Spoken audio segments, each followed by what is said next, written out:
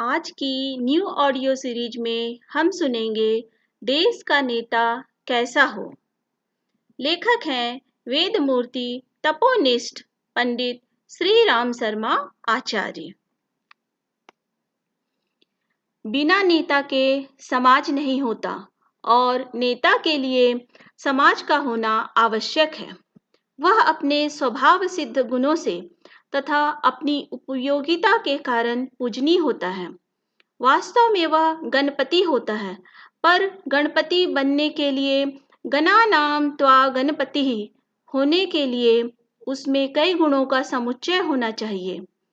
गणपति वही हो सकता है जो हाथी के जैसे बड़े बड़े कान रखता हो, जिससे संसार का सब कुछ उसके कानों को सुनाई दे जाए। उसके नेत्र इतने छोटे हों कि संसार का ऐब बहुत कम देखे।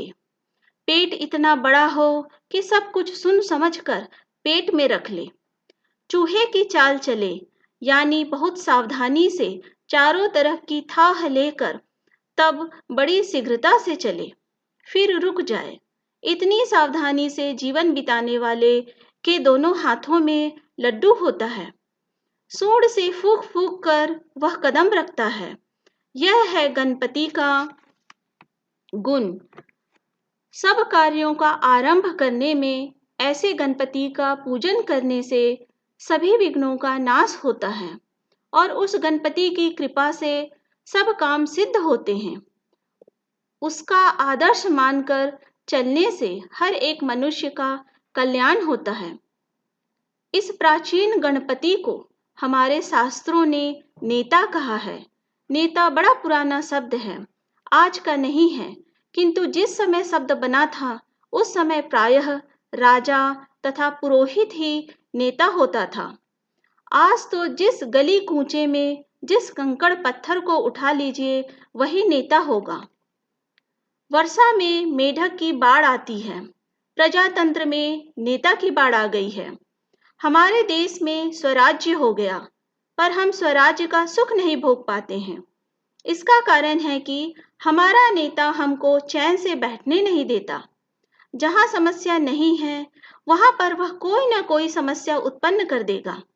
यदि हम लेस मात्र भी सुख की सांस लेना चाहेंगे, तो वह नई नई उलझनें पैदा कर देगा। एक बात और भी है, देश का तथा समाज का उत्थान नेता पर निर्भर करता है। नेता यदि पदभ्रष्ट हुआ तो देश भी पतन की ओर अग्रसर हो जाता है। इसलिए और किसी विचार से नहीं तो अपनी रक्षा के विचार से ही हमको बहुत छानबीन कर अपना नेता चुनना होगा। आज की हमारी बहुत सी परेशानियों की जड़ हमारा गलत नेता भी हो सकता है। प्रश्न फिर आता है कि नेता कौन है या किसे मानना चाहिए।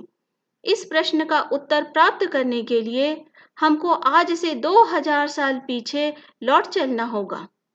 उस समय की भारतीय संस्कृति ने बहुत सोच समझकर नेता की व्याख्या की थी। नेता का अर्थ निश्चित किया था, नेता शब्द का निर्माण किया था और कहा था, जो व्यक्ति नीति का पालन करे तथा चलावे वही नेता होगा। नयन करने वाली चीज का नाम नीति है, यानी सम्यक रूप से सुमार्ग में चलाने वाली वस्तु का नाम नीति है। कामंद की नीति सारह के दूसरे सर्ग के 16वें श्लोक में लिखा है, नैनान्यति रुच्यते। नीति को जानने वाला नेता होता है। जो पदभ्रष्ट होते हैं उनको सजा देना भी उसका कर्तव्य है। नीति का पालन कराने के लिए कठोर अनुशासन की आवश्यकता होती है। जिस राजनीतिक दल में ये अनुशासन उठ गया है तथा अवज्ञा करने वालों के लिए दंड का विधान बहुत कम है, उस राजनीतिक दल का भविष्य उज्जवल नहीं कहा जा सकता। जो अपनी नीति को अनुशासन पूर्वक नहीं मनवा सकता वह नेता नहीं हो सकता। इसलिए कौटिल्य के अर्थशास्त्र के बाद लिखा हुआ ग्रंथ कामंद की नीति सारह, जो कि कौटिल्य के अर्थशास्त्र का सार है, नेता का गुण बतलाता है।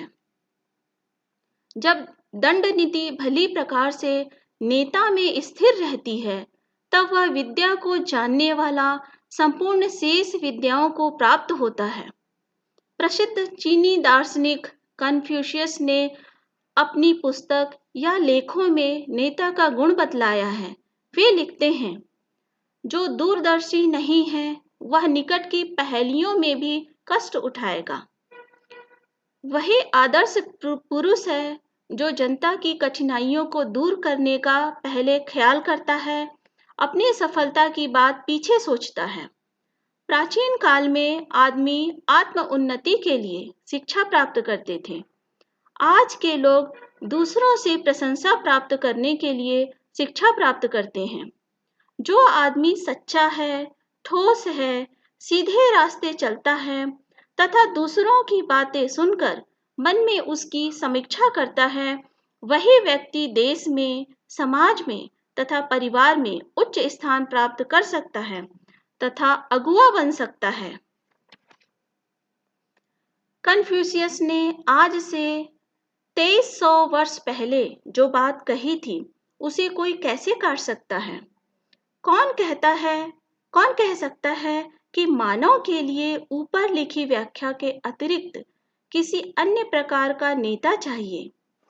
कठिनाई यही है कि हम शास्त्र द्वारा प्रमाणित नेता को खोजते नहीं, तलाश नहीं करते, या यदि हमें मिलता भी है तो उसकी कद्र नहीं करते।